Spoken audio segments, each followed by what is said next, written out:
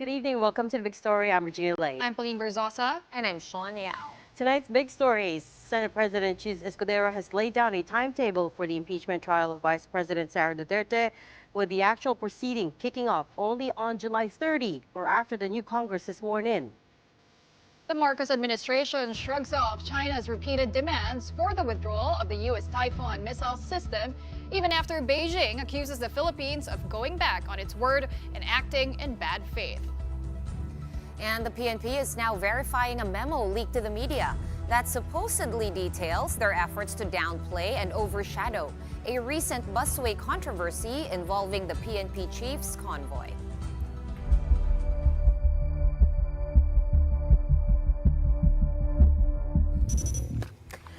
Okay, so we now have a proposed timetable for the impeachment trial of Vice President Sara Duterte.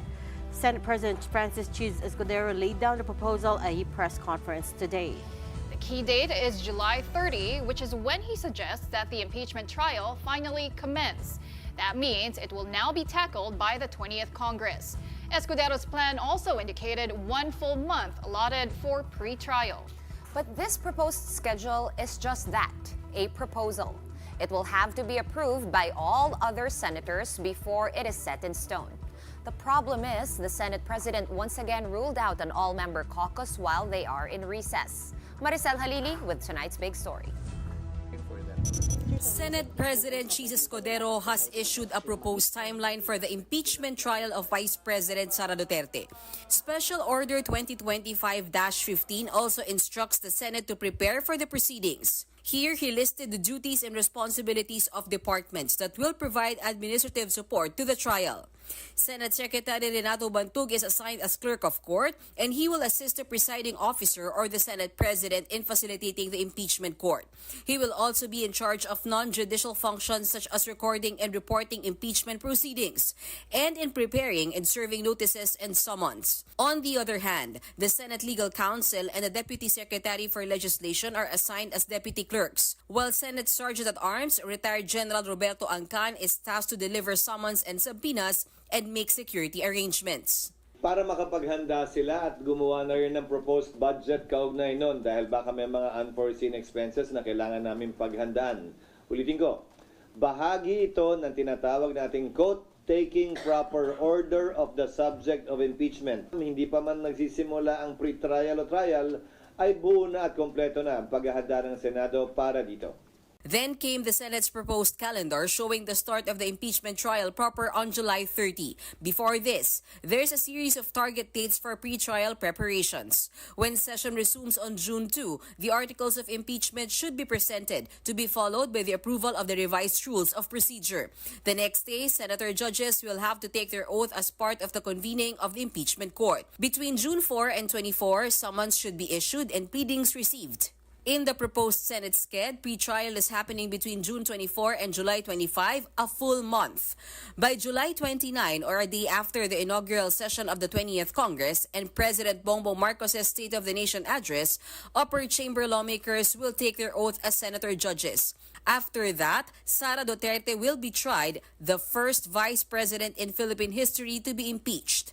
Per Escudero's proposal, hearings will be held weekdays from 9 a.m. to 2 p.m., leaving the afternoons open for other matters like the budget, the deliberation period for which coincides with the impeachment trial. The Senate President has previously said they can finish the trial in 3 months, but this isn't set in stone and anything can happen. Escudero says his calendar will have to be approved by his fellow senators. But for now, an all-member caucus is out of the question since upper chamber members are either busy with their election campaign or on holiday abroad. No. It took us this long to be able to do these things again because we are acting on it prudently. We are not rushing. Ito ang trabaho po namin. Escudero has already written to VP Duterte and House Speaker Martin Romualdez on the procedures the Senate will adopt when it comes to the verified impeachment complaint. Also in the letter are copies of the proposed calendar and the special order to their admin staff. As for the initial cost of Duterte's trial, there are no figures yet, but Escudero says the upper chamber has enough funds to cover expenses. Each row for senator judges costs between 6 and 8,000 pesos. Some Senate staff will have to be paid extra for trial duties, and Escudero Escudero also plans to hire private lawyers that will assist the impeachment court. Reporting for News 5, Mean Los Baños, we are One News.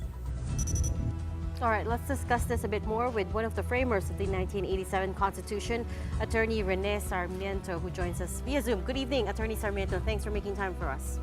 Good evening, Regina, Son, and Colin. Magandang gabi po sa kanilang lahat.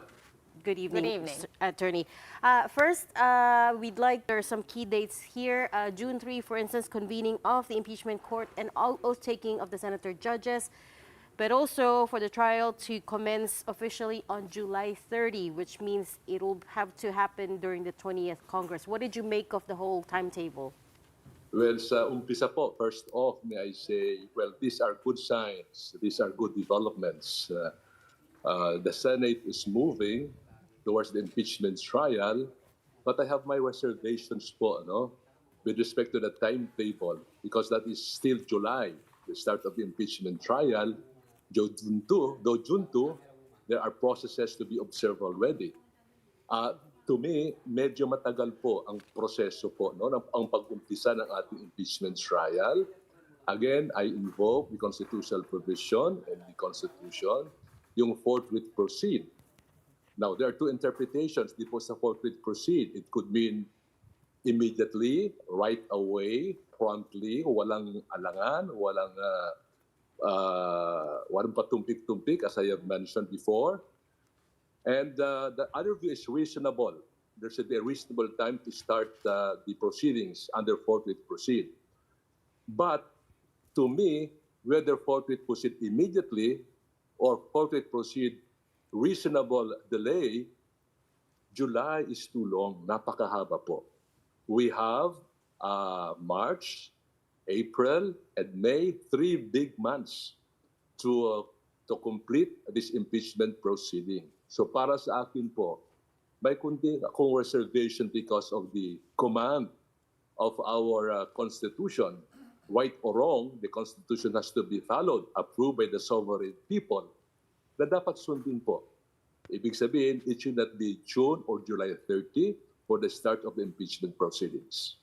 In short, Attorney, this is no longer a reasonable delay, yung July 30 start. Yeah, to me, this is an unreasonable delay. Sobra-sobra na po. 3 big months are big months, and that would mean, well, substantial delay of the proceedings. We do know, of course, Attorney Sarmiento, that other people or other law experts and other legal luminaries take an opposite view, not exactly an opposite view, but like you said, a reasonable delay. Is the recess not a reasonable delay? Is the fact that at least when we spoke to UP College of Law Assistant Professor Paulo Tamase, who was with you in that forum in UP Law last week, he said that if the 19th Congress sets the rules for the impeachment, the 20th Congress, let's say it's ongoing, they can also decide that, we don't like your rules and, we're just going to make our own rules. In that case, doesn't it make sense? Doesn't it make sense? Possible. Right. So, tapusin ko na lang, Attorney. In that case, kung hindi ba mas okay na lang na pag na-swear in na after the first SONA in July, yung 20th Congress, para sila na lang talaga magsimula at para wala ng gulo, hindi na pabalik-balik and hindi na tayo malagay sa isang legal quandary? To me, if you ask me about whether or not the 20th Congress will continue after the initial proceedings, new senators, my opinion is that yes, it is a continuing. If they start now, let's say we start this coming March, with the advent of the 20th Congress, the proceedings will continue. So what has been started and will continue until the completion of the impeachment proceedings. To me, the senators, judges cannot make an option. Well, we'll see kung kami ay payag po sa prosesong ito, change the rules or not. Because it has been approved by the 19th Congress, and therefore, the process should continue. Otherwise, when you are correct, there will be legal quandaries and quagmires that we will enter into. Attorney, we've asked Senate President Escudero about this repeatedly, and every time he said he's being careful because he does not want to get challenged legally by any side. Also, in this timetable, he said the defense would have ample time to prepare and it would not tolerate any dilatory motion or pleading. Two questions here. Can you react to Senate President Escudero saying that he wants to be careful so as not to be challenged? And secondly, what does dilatory motion or pleading mean? I think the legal challenge referred to by Senate President Cheese is the issue will be elevated to the Supreme Court. I think that is his concern, the legal challenges that might delay the proceedings. But the moment the impeachment court has been constituted and has started, that is now the sole power of the Senate. It is hands-off policy for the Supreme Court. In this case, the superior body is no longer the Supreme Court, but it is the Senate. That's why in the Constitution it says sole power to try and decide. It is a class by itself. No more intervention, interference, no more legal challenges that can be elevated to the Supreme Court. I'm curious also, Attorney, because former Senate President Drilon raised this question during that forum in the UP College of Law. So if hindi po sundin ng Senate o ng Senado ang Supreme Court, wala po bang, hindi po ba sila madideclare in contempt? Wala naman pong implications yon. May isang decision po ang US Supreme Court po dyan, no? Yung tungkol po sa meaning of sole power. And the Supreme Court has ruled that by the use of sole power, that cannot be questioned by the Supreme Court. The moment the trial starts, tuloy-tuloy na po. The legal challenges will be more academic. The Supreme Court will say, we are now, in this case, there is no co-equal branches of government. More superior when the trial proceeds is the Senate over and above the Supreme Court. That's why it is a class by itself. We call it in law sui generis. So wala pong pakialam sa Korte Suprema po dito. So that's why you're in favor, no, Attorney Sarmiento, of starting it ASAP or forthwith as per the dictionary definition. Because kung magyayari yun nga, magiging nasa Senate na talaga yung power and therefore yung legal challenges will be less of a concern. At the same time, no, pag nasimula na nung 19th Congress, papalit na lang talaga yung senator judges, yung latter half or half of them, yung 12 na ma-elect. And hindi na rin nila pwede baguhin yung rules. Hindi sila pwede magsabi na, ay, hindi naman kaming gumawa ng rules. Kasi ongoing na. Is that correct? Well, that is a possibility, no? That the new judges or senator judges will question. There's always that possibility. There are possibilities that can be raised to delay the proceedings. But the Senate is a continuing body, as held in one Supreme Court decision in Pimentel versus Joint Canvassing Committee of Congress. It is a continuing body. So ibig sabihin po, kung ano na umpisahan na adapt ng 19th Congress should be adopted by the 20th Congress. Sorry, Attorney, let me just circle back to the second part of my question earlier na hindi po nasagot. When Senate President Escudero says they are giving the defense ample time to prepare and they will not tolerate any dilatory motion or pleading, does that mean when the trial commences, hindi na po pwede mag-petition yung other side, yung side po ni Well, Vice you President? can make motions, no? Motions, pwede po yan. Because it's like a court proceeding, though very unique and unusual, no? You can make motions and that has to be decided by the presiding officer. So, ibig sabihin, pwede po, you can make motions. There will be legal argumentation. But it has to be decided. These motions have to be decided once and for all without delay. Yung pong ibig sabihin po ng motions that could be dilatory, but still it has to be resolved for the proceeding to continue. Attorney, can the Vice President invoke any constitutional defenses? Can she also claim political persecution during this impeachment process?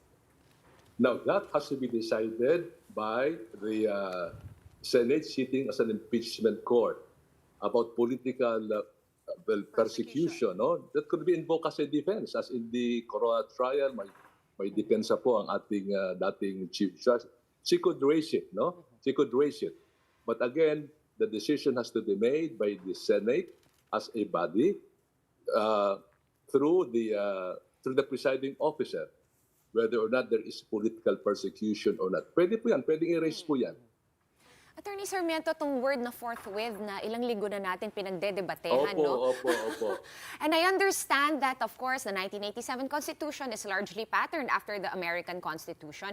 And as one of the framers, I just want to know, nung nandun kayo sa room at pinagdedebatehan ninyo, i-add itong provision because that provision is absent from the U.S. Constitution. What was the rationale and what was the goal? And how were the talks back then, if you can remember and share with us, no? Para lang maintindihan natin. I remember, I have checked the records. I was the acting floor leader at the time when the committee report number 17 was submitted to the plenary session, submitted by the Committee on Accountability of Public Officers, chaired by Commissioner Christian Monsod. In the committee report, forthwith proceed has been included. Nandun na po. Pagdating po sa plenary session for deliberation, it was never questioned. It remained as is, without further explanation. Meaning, if there's no explanation, we should understand it in its ordinary meaning. In an ordinary meaning, ibig sabihin po, agad-agad, promptly, immediately. And we relate that to the discussion in the Constitutional Commission on impeachment. The framer said, it is of time-compelling urgency that impeachment has to be done because it's a check. It is a warning. It's a deterrent against presidential abuse or abuses by impeachable officers.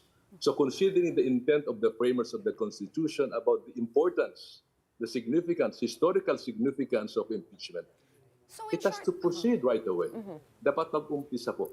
So in short, what you were trying to avoid as the framer or the framers of the Constitution, what they were trying to avoid was such delaying tactics in plain speak. Is that? That's correct because we are concerned with its effect, its impact. If there is delay, yung impact po mawawala. Yung kamandag po ng impeachment, which is an awesome power of the Senate, though least exercised, mawawala po, it will be eroded kung patatagalin mo. The interest of the people ay mawawala po eh.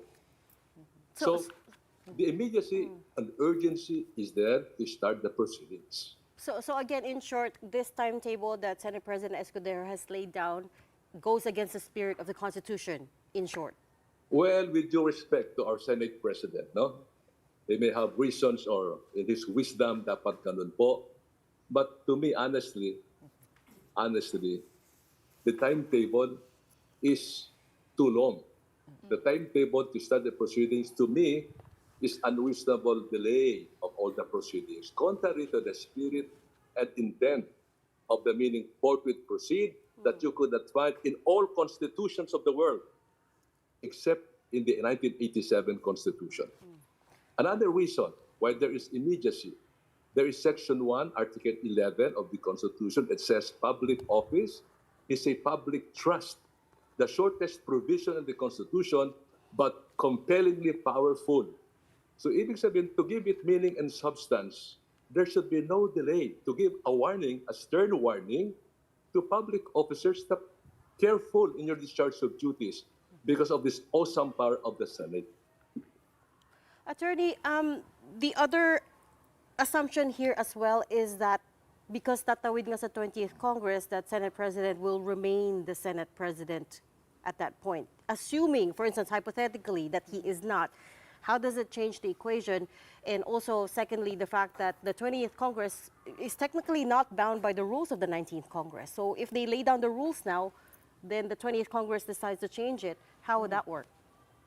Well, I don't think it will change the scenario in the event the Senate President, in the event, remote event is changed, there's a new Senate President. Again, I go back to the ruling of the Supreme Court in the case of Pimentel versus Joint Canvassing Committee of Congress. That Senate is a continuing body. What has been started should continue until the completion of all the proceedings. So a Senate President may be replaced, there are new senators, but what has been started, what has been approved by the 19th Congress should continue, should never be changed by the 20th Congress or by the new elected senators. Well, Attorney, one way for the impeachment court to convene, as we've been talking about for weeks, is for the President to call a special session. Pero sinabi rin po ni SP Escudero that the power of the President to call for a special session, as far as he knows, does not involve for them to convene as an impeachment court. Tama po ba si SP Escudero doon, Attorney? Two things po, no? Historically, under the 1973 Constitution, a special session may be called on other subjects or legislation. So not only legislation, but other subjects. Now, punta po tayo sa 1987 Constitution, no? There is silence kung what are these other matters o kung legislation lang. But in the rules of the Senate or in the Constitution, a special session will be called to deliberate on other matters like Congress sitting as a joint canvassing board, or deliberate on whether or not there is validity in the proclamation of martial law or suspension of the privilege of the writ of habeas corpus, or confirmation of the nominee of the vice president chosen by the president, or to determine the disability of the president by a vote of the majority of the members of the cabinet. So ibig sabihin po, pwede po hindi lang po legislation but other matters of national interest. But because, attorney, the rules are pretty specific, right? Like yung parang declaring war against martial law, yung very, very specific. It also was not specific enough to say na impeachment is one of the things that in fact, that can warrant a calling of a special session. So, part rin ng letter ni Senate President Escudero, no, yung position daw niya ay yung imprimatur from the body is required before Senate can convene for non-legislative purpose. So that's what he says is his position, and he makes it clear naman na personal niya na opinion yun. Well, I respect what's your the take? opinion. Yeah. Well, I respect the opinion of our Senate President being he's a good lawyer, si Senate President po natin. But to me, when it sits as an impeachment court or even in a caucus, when you say other matters, it's all-inclusive. To include Senate sitting as an impeachment court. Considering the urgency of this proceeding, considering the awesome responsibility of the Senate as an august body, considering the provisions of the Constitution, it says public office is a public trust. So therefore, it should be given priority, again, in the light of the forfeit proceed that is mentioned in the Constitution. Attorney, can I also have you weigh in on the petitions that are sitting with the Supreme Court right now? The group that's led by Attorney Israelito Torreon, who himself is a constitutional professor, says that the impeachment complaint is defective because on two grounds. Number one, it did not follow a constitutionally prescribed verification process. And number two, it did not consider the 3 previously filed impeachment complaints. Hindi daw finorward sa Committee on Justice as they should have done. Can I have you weigh in on that, please? Very good question po. Number one, there are 3 processes of filing an impeachment complaint. Number one is through a verified complaint filed by an ordinary citizen. Isa po yun. Pangalawa, endorsed by a congressman. Number 2, through a verified complaint filed by a congressman himself. Number 3 is verified complaint or resolution passed by one-third of the House of Representatives. Ang ginawa po ng ating Kamara de Representante is the 3rd procedure, one-third of the House of Representatives. Verified complaint or resolution. It did not say verified resolution, but resolution of one-third of the members of the House of Representatives. So kung ang final ay resolution containing the articles of impeachment, to me, my humble opinion is that it was a valid process. Okay, but attorney, it also there's the matter of the 3 complaints that were endorsed by different congressmen, Yes. right? So itong 3 complaint kasi parang walang nagyari sa kanila. They were never referred. So in my thinking, parang the rule is that kung may complaint, it should have been calendar, di ba? Referred to the Committee on Justice after 10 working days. Hindi nasunod yon. Is that in itself a violation? I think that's a very good observation po, ano? Very good observation. All these three complaints, if not referred to the Committee on Justice, as good as not initiated, walang na-file pong impeachment complaints. In this case, wala pong three impeachment complaints that were filed with the Committee on Justice of the House of Representatives. So ibig sabihin, hindi po na-initiate, hindi po na-umpisahan. So there is no violation if a resolution was filed, approved by the one-third of the House, and considered as the Articles of Incorporation. But, We spoke to Attorney Torion extensively about it, and he was absolutely convinced that the three prior complaints broke the one-year prohibition rule of, impeaching an official only once per year. And also to add to that, attorney, if I were the one who filed the complaint na in-endorse ng isang congressman, tapos hindi po siya ni-refer sa Justice Committee, medyo, I'll admit, I will complain about it. Like, bakit di nyo finollow yung sarili ninyong rules na dapat i-refer siya? May nag-endorse naman. So, yung point na yun, no, without, covering the fourth complaint, etong three, like, papakawalan na lang ba natin? Should we just let it go na walang nagyari sa kanila?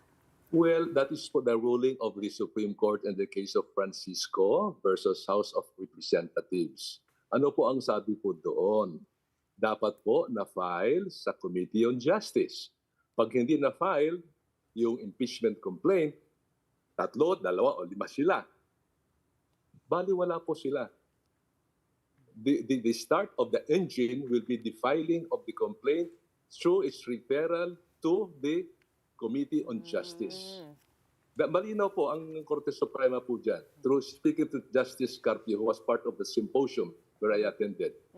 Kung yung tatlo po remained in the back burner and were never filed with the Committee on Justice, wala po sila. Non-existent po sila. Insofar as the complaint, a correct complaint is filed consistent with the Constitution. In short, in your opinion, the two petitions that are filed with the Supreme Court right now challenging the constitutionality of the impeachment complaint are weak. Tama po ba? Is that fair to say?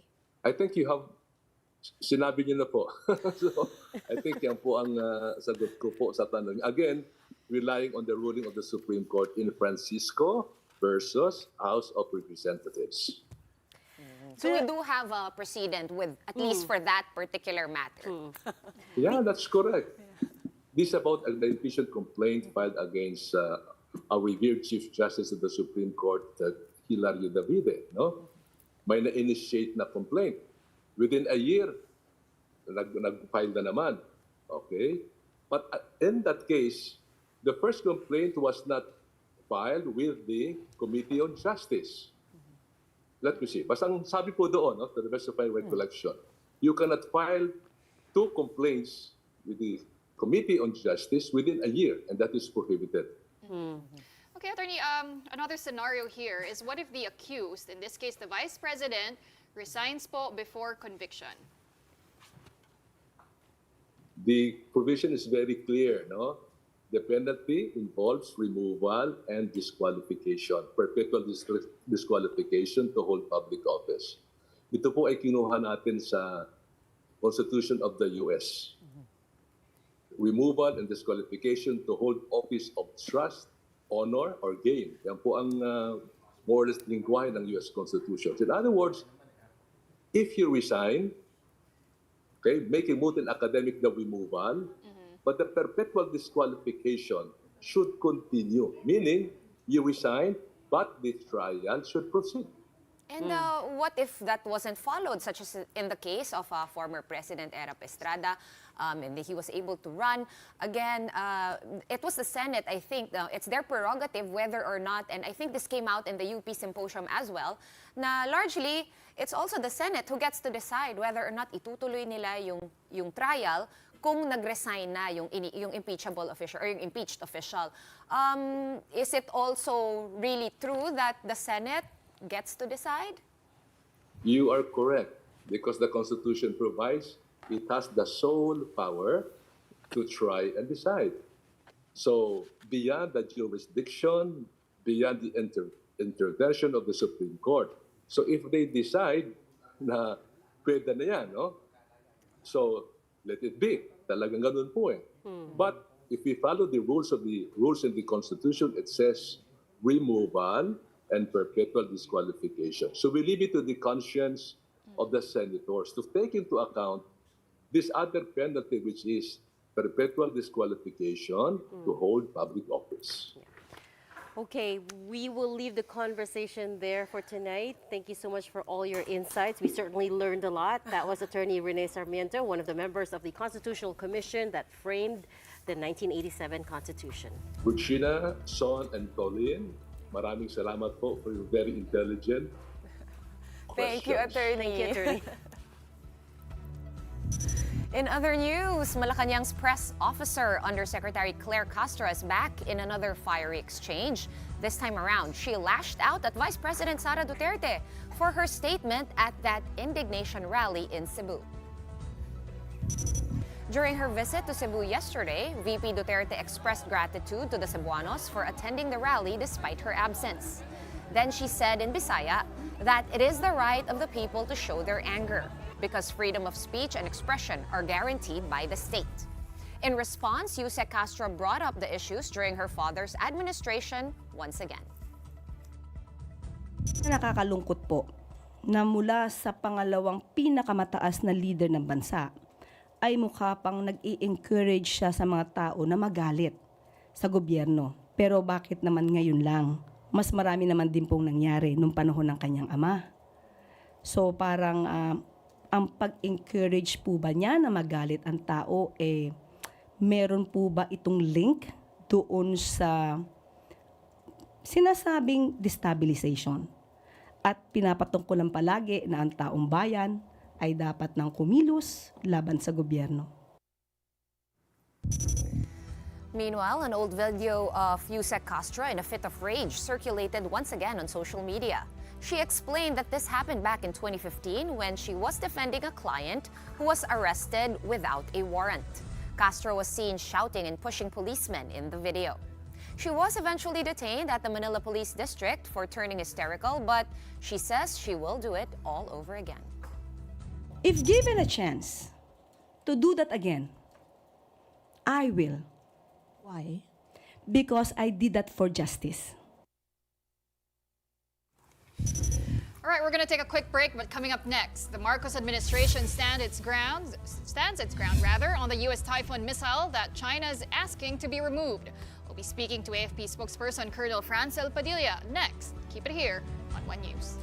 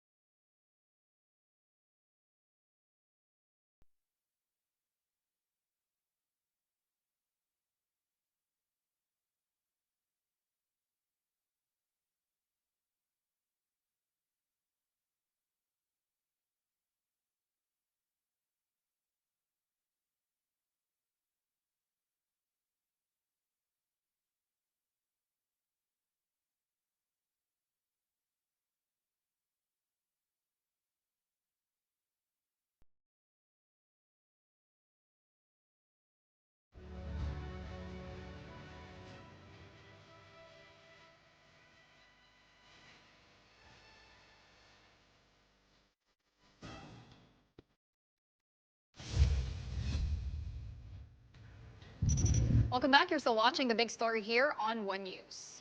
The Typhoon missile system from the United States will be staying in the Philippines. This was Malacanang's response to China's demand to remove the U.S. missile system currently still in the country. Hindi po nagbabago ang Pangulo sa kanyang pronouncement. Meron po siyang mga demands. Kung gustong mag-demand po ng China, meron po tayong counter-demand dyan. Pareho pa rin po ng ating stance. Ang Pangulo, ganun pa rin po ang kanyang stance. The issue is back in the headlines because yesterday, Wednesday, Chinese state media called on the Philippines again to withdraw the missile system.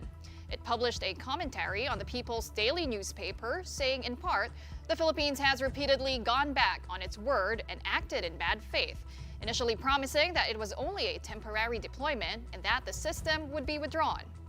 President Marcos has already said that he is willing to pull out the Typhoon only if China stops its aggressions and incursions in the West Philippine Sea.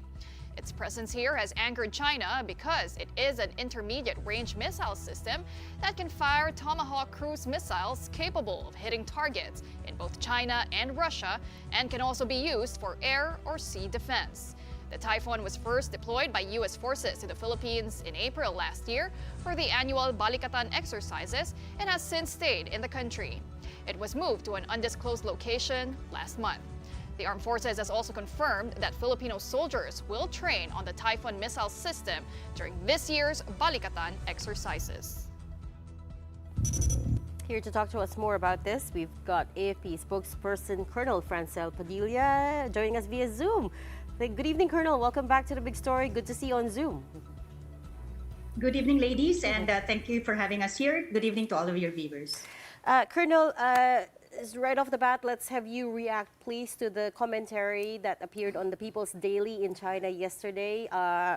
In part, it said that it warned the Philippines about keeping the Typhoon missile system here, and also said that the country had repeatedly gone back on its word and acted in bad faith, and it reiterated its call for us to remove it. Could I have the AFP's response to that, please? Yes, for the Armed Forces of the Philippines, we remain steadfast in our commitment to defending our nation's sovereignty and ensuring regional stability. The deployment of the U.S. Typhoon missile in the country actually strengthens our defensive posture in the face of evolving security challenges, no? And it also aligns with our ongoing modernization efforts as well. So let us be clear with this. While they can demand all they want, no foreign power can dictate how we fortify our national defense. So the overarching premise here is Philippine sovereignty over security decisions. No external party has the authority to dictate our defense posture. No, every decision we make is actually based on what is best for national security.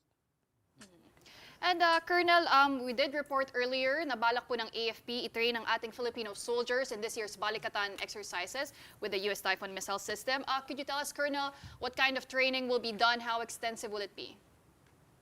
Yes, now the presence of the Typhoon missile system is actually the result of our ongoing defense modernization and cooperation with our allies.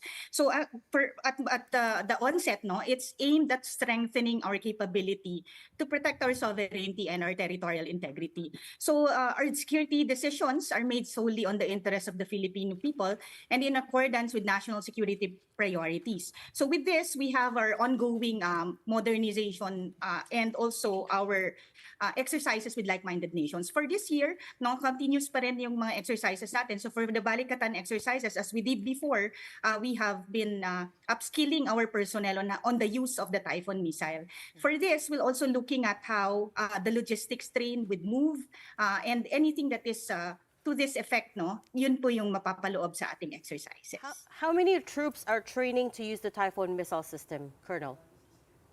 Nagro-rotate ito, ma'am, no? So iba't iba yung capabilities na gusto nating matrain for this. So for the logistics side of things, yung mga logistics train, paano siya i-move from one point to another, there's a different group of troops for this and also for yung actual use ng missile. So we're rotating the training of our personnel. So nagva-vary din po yung numbers natin. For this year, ma'am, wala pa po tayong fixed as we are finalizing our preparations for the Balikatan exercise. So yung actual use of missile, the officers who will be training the actual use of the missile, hindi pa po na-determine? Yes, sir. Yes, ma'am. We'll still be determining the exact numbers for the training of our Balikatan exercises. I don't suppose you can tell us where the Typhoon missile is right now. We know you moved it It's in to a secret location. or in general area. We know you moved it from up north, was it Lawag, to somewhere else in the country, but we have no idea where.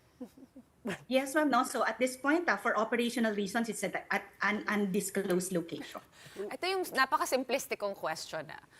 I know, ang pagkakaalam ko, Colonel, the Typhoon missile launcher, di ba, wala tayong bala right now. Can you confirm that? That's my first simple-minded question. The second one is, sa atin ba siya? Ang pagkakaalam ko, it's not ours, right? It's on loan, kind of, to use for Balikatan exercises. Is Yes, that ma'am, still it the status? remains to Yeah. be the property po ng US. So yun nga po, yung pong we maintain no that yung presence po nito is for us to train on that, considering that we are looking at the possibility of procuring the same for our modernization efforts. So merong possibility, kumbaga parang demo unit siya, and if we like it and we can work with it, it's possible na we can procure one for ourselves, yung atin na talaga. Yes, ma'am, that is the possibility po. And Colonel, the first question please on kung merong missiles. Kung meron na bang bala. May bala. As we said, no, ito nga po is a property ng US. So for us, the AFP, we maintain ang purpose po nito is for our training purposes. Okay, so it's reading between the lines. I guess that means it's not been loaded yet. But can you confirm once and for all, Colonel, whether this particular typhoon is here to stay, or is there a time limit to it being here? Well, at present, ma'am, there is no agreement or directive mandating the removal of the Typhoon missile system. The system was deployed as a part of our joint exercises, and it continues to serve its strategic purpose, no, in enhancing interoperability and deterrence capabilities na rin po. Colonel, since na-bring up mo na rin na magkakaroon nga tayo ng balikatan exercises, which is annual naman, and I recall last year it was in April, so will it be the same? Will this year's balikatan also be held in April? So yun ma'am, no, we are still on the process of finalizing it. So all the details po will be announced in due time, but we assure the Filipino people po that all military partnerships and deployments are actually conducted in accordance with national security policies and international defense cooperation frameworks. So we leave it po sa ating higher authorities lahat po ng details on this until we finalize na po kung kailan talaga, saan-saan siya gaganapin. So yung role po ng AFP is to look at the details na po nitong magiging exercises natin. So you can't tell us yet how this year's balikatan will be different from last year? Because what I noticed, recently ganun siya in the past how many years, no? So every year that passes, syempre nagkakagulo dyan sa West Philippine Sea. Every year may dumadagdag na extra exercises. Either it's a new country doing exercises with us or may bagong gamit, etc.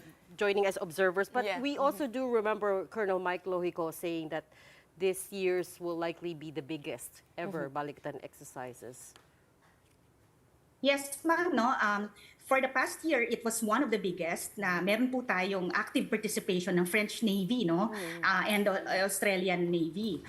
For this year, last year po kasi there were 23 other nations who were there as observers. So this year, we are looking at more countries meaning to join us in active participation na rin. So until such time po na ma-finalize ito, we'll keep you posted, but it will be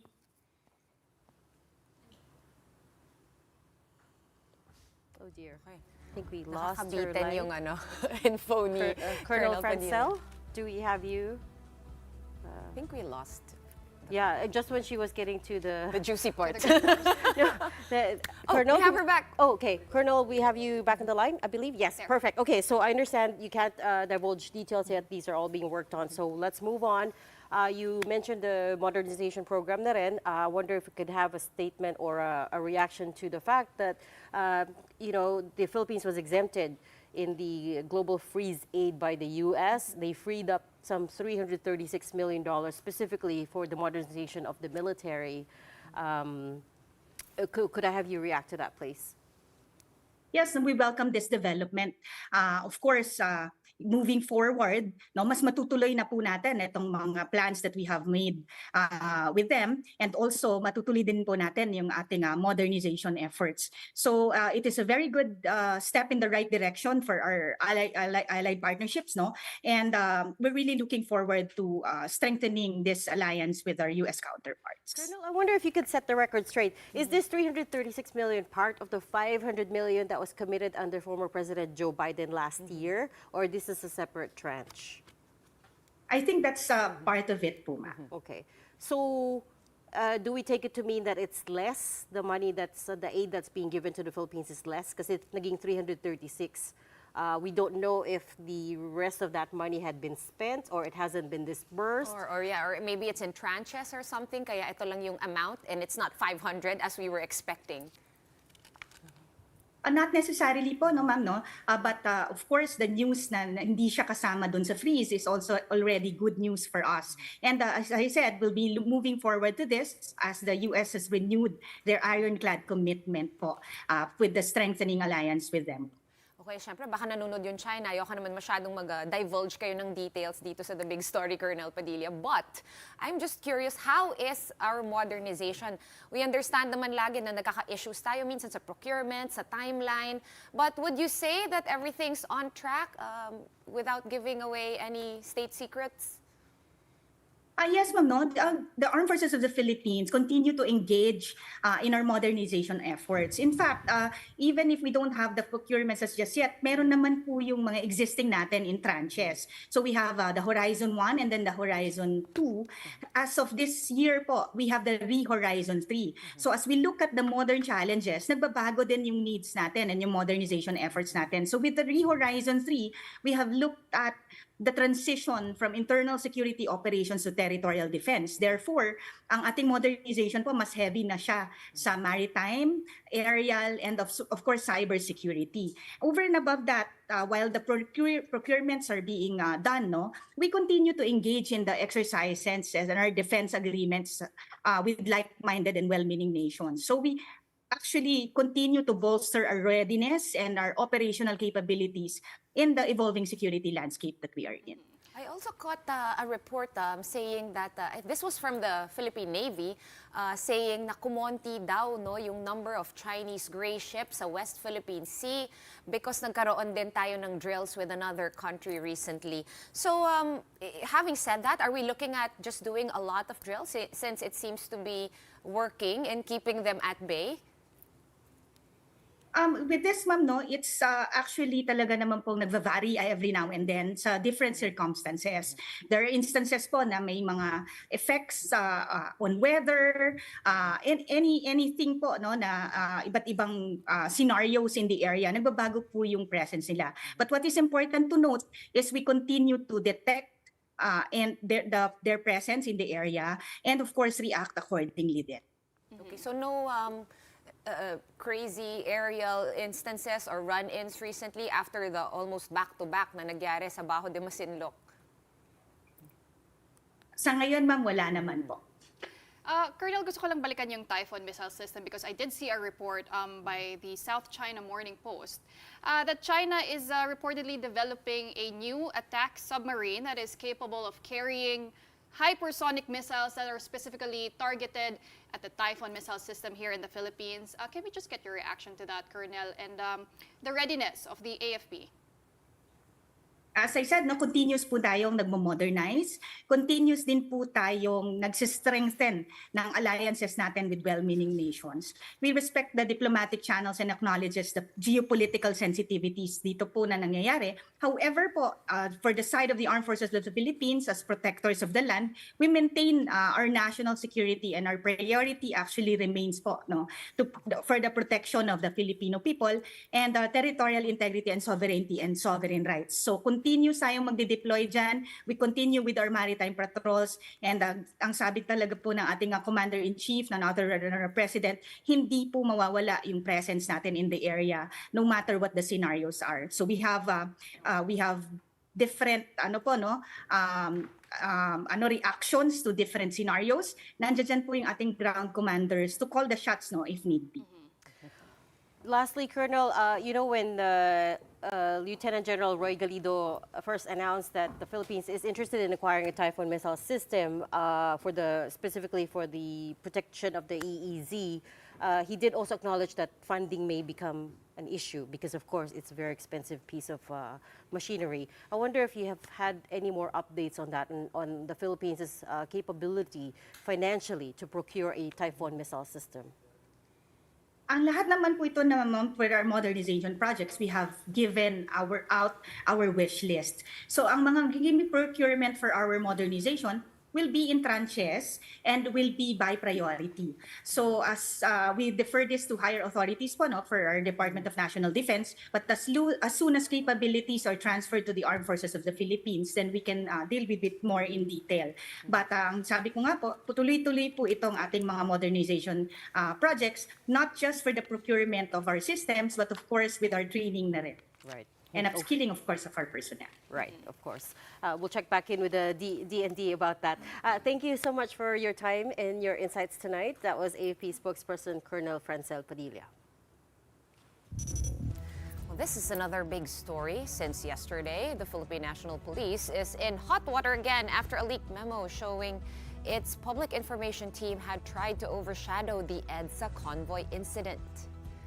A PNP convoy was apprehended last Tuesday using the busway, and PNP personnel name-dropped PNP Chief Romel Marbil when questioned by apprehending officers.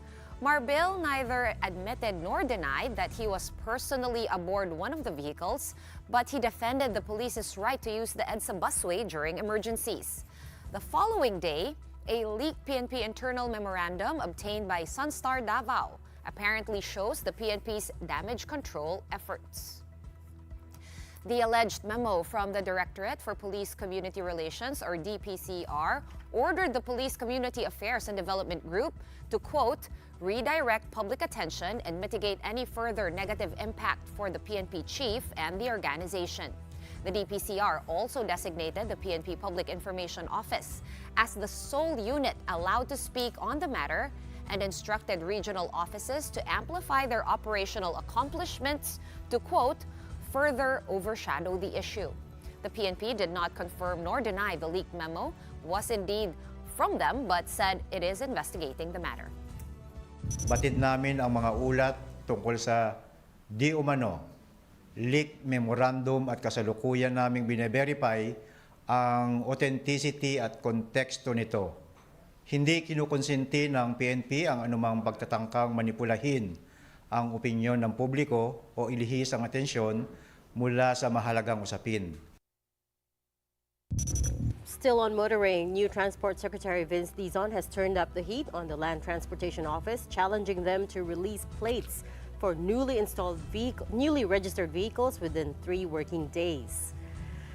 Dizon also urged the LTO to resolve its backlog of unissued motorcycle plates. According to the Commission on Audit, roughly 9.1 million motorcycle plates remain unissued to owners as of 2023, and some of these date back to 2014. LTO Chief Attorney Vigor Mendoza II, in an interview with our sister program, Ted Filon and DJ Chacha, said they are working to meet the 3-day deadline. He added that they will meet with car dealers and manufacturers on March 5 to find other solutions. This has been a suggestion coming from them also, no? Sa planta pa lang, ikabit na yung plaka ng motosiklo. Again, that is what we're moving on now, no? Para mamatugunan namin yung 3-day challenge ni Secretary Vince. So and yun ang tutulong natin, no, sa March 5. Sa end namin, as long as may submit namin complete papers, the ball is in their hand. I believe some of the areas ay hindi nila control. Like for example, internet provider. Yes. Pag offline, wala magagawa na lahat ng tao. So kasalanan ba ng LTO? Kasalanan ba ng dealer yun? Kasalanan ba ng buyer yun? It's not our fault. All right, time to pause for another quick break. Right after that, we take a peek into the showcase area of the Pasig River Project Phase 3, which was launched just a few hours ago. Keep it here on One News.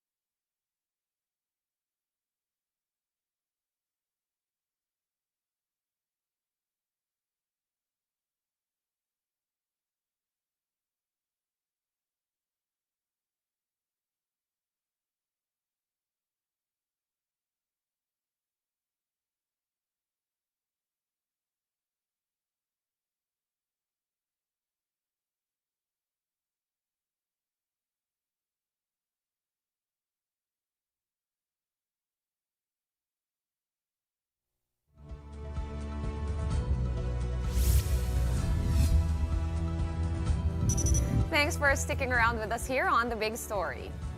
Now we again check in on the Pope's health status. The Vatican says there has been slight improvement in Pope Francis's condition and that he, quote, slept well during the night. According to the Holy See press office, the pontiff's mild kidney insufficiency has subsided. He also remains on high-flow oxygen therapy. While Pope Francis has had no asthma-like episodes in the past few days, his prognosis remains guarded. Meantime, prayers from the faithful continue to pour in from around the world through masses and vigils, especially in Rome. This marks the Pope's 13th night at the Gemelli Hospital since being admitted for double pneumonia on February 14. All right, how about some good news on this Thursday? Tonight's big picture marks a new milestone in the ongoing transformation of the Pasig River's environs. Phase 3 of the Pasig Bigyang Buhay Muli project was officially unveiled today, featuring the Fort Santiago Riverwalk in Intramuros, Manila. President Bongbong Marcos gave the inaugural speech where he highlighted the project's mission, which is to bring back the Pasig River to its once pristine state and make it a vibrant waterway for life, culture, and mobility. At the heart of this is the Maestranza Esplanade, a public space with dedicated bike lanes, pedestrian-friendly walkways, and a gallery walk featuring local art. Phase 3 also features 2,000 square meters of open space for public events. Very nice. I only wish we carried the video of him. He was doing a walkthrough with First Lady Liza Araneta Marcos, and I don't remember if it was Secretary Vince Dizon or it was the LG Sec John Vic Remulla. No, I think it was Sec Remulla that I saw in the video. You know what? That area though, like holds so much promise. Meron kasing maliit na tagusan dun sa Fort Santiago. When you exit, biglang may little pathway and it's a Pasig River and there is so much promise in that area. Sayang talaga. siya. And it has so much potential. I remember if you go to our neighbors in Southeast Asia, like Thailand, for example. Oh yeah, the Chao Thailand Phraya is River, the Chao right? Phraya famous River. for that. Yeah. So I when even took the river cruise in Right? Chao Phraya. You can make it, you're right, you can make it into a tourist Something similar destination. to that. Maybe not floating markets because we're not known for it, Yeah. but something, right? Boat ride from one Honestly, point to another point. Even if it just makes everything better for the ferry service that actually exists. But yeah, Right, to kahit skip para the dun- traffic. Yes, ang bilis nun, di ba? I mean, you can do that in Thailand because it's also a bit traffic Yeah. there. And you can take the Chao Phraya boat. So it's also a transport solution.